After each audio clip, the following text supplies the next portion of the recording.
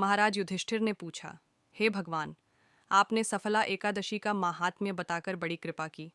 अब कृपा करके यह बतलाइए कि पौष शुक्ल एकादशी का क्या नाम है, उसकी विधि क्या है और उसमें कौन से देवता का पूजन किया जाता है। भक्तवत्सल भगवान श्री कृष्ण बोले, हे राजन, इस एकादशी का नाम पुत्रदा एकादशी है। इसमें भी नारायण भगवान की पूजा की जाती है। इस चर और अचर संसार में पुत्रदा एकादशी के व्रत के समान दूसरा कोई व्रत नहीं है। इसके पुण्य से मनुष्य तपस्वी, विद्वान और लक्ष्मीवान होता है। इसकी मैं एक कथा कहता हूँ, सो तुम ध्यानपूर्वक सुनो। भद्रावती नामक नगरी में सुकेतुमान नाम का एक राजा राज्य करता था। उसके कोई पुत्र नहीं था। उसकी स्त्री का नाम शैव्या था। वह निपुत्री होने के कारण सदैव चिंतित रहा करती थी।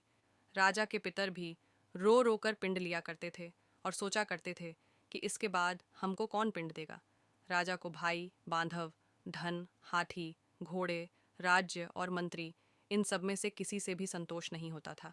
वह सदैव यही विचार करता था कि मेरे मरने के बाद मुझको कौन पिंडदान करेगा। बिना पुत्र के पितरों और देवताओं का आर्ण मैं कैसे चुका सकूंगा। जिस घर में पुत्र न हो उस घर में सदैव अंधेरा ही रहता है। इसलिए पुत्र उत्पत्ति के लिए प्रयत्न करना चाहिए। जिस मनुष्य ने पुत्र का मुख देखा है वह धन्य है।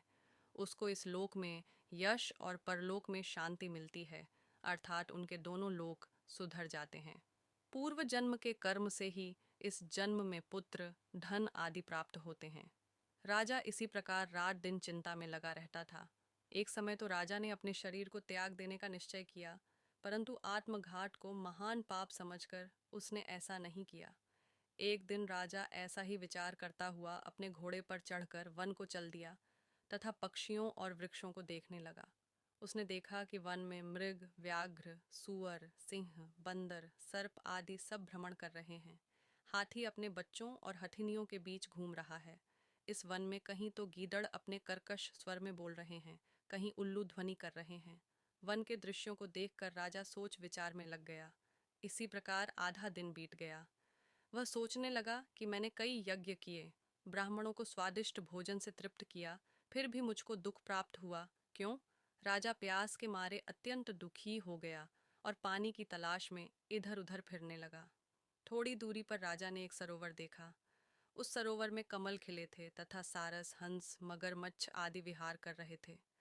उस सरोवर के चारों तरफ मुनियों के आश्रम बने हुए थे। उसी समय राजा के दाहिने अंग फड़कने लगे। राजा शुभ शकुन समझकर घोड़े से उतरकर मुनियों को दंडवत प्रणाम करके बैठ गया। राजा को देखकर मुनियों ने कहा, हे राजन, हम तुमसे अत्यंत प्रसन्न हैं। तुम्हारी क्या इच्छा है, सो कहो। राजा ने पूछा, महाराज, आप कौन हैं और किस लिए यहाँ आए हैं, कृपा करके बताइए। मुनि कहने लगे कि हे राजन, आज संतान देने वाली पुत्रदा एकादशी है। हम लोग विश्वदेव हैं और इस सरोवर में स्नान करने के लिए आए हैं। यह सुनकर राजा कहने लगा कि महाराज, मेरे भी कोई संतान नहीं है। यदि आप मुझ पर प्रसन्न हैं तो एक पुत्र का वरदान दीजिए। मुनि बोले, हे राजन, आज पुत्रदा एकादशी है। आप अवश्य ही इसका व्रत करें। भगवान की कृपा से अवश्य ही आपके घर में पुत्र होगा। मुनि के वचनों को सुनकर राजा ने उसी दिन एकादशी का व्रत किया और द्वादशी को उसका पारण किया। इसके पश्चात मुनियों को प्रणाम करके महल में वापस आ गया। कुछ समय बीतने के बाद रानी ने गर्भ धारण किया और 9 महीने के पश्चात उनके एक पुत्र हुआ। वह राजकुमार अत्यंत शूरवीर, यशस्वी और प्रजापालक हुआ। श्री कृष्ण बोले, हे राजन, पुत्र की प्राप्ति के लिए पुत्रदा एकादशी का व्रत करना चाहिए। जो मनुष्य इस महात्म्य को पढ़ता या सुनता है उसे अंत में स्वर्ग की प्राप्ति होती है।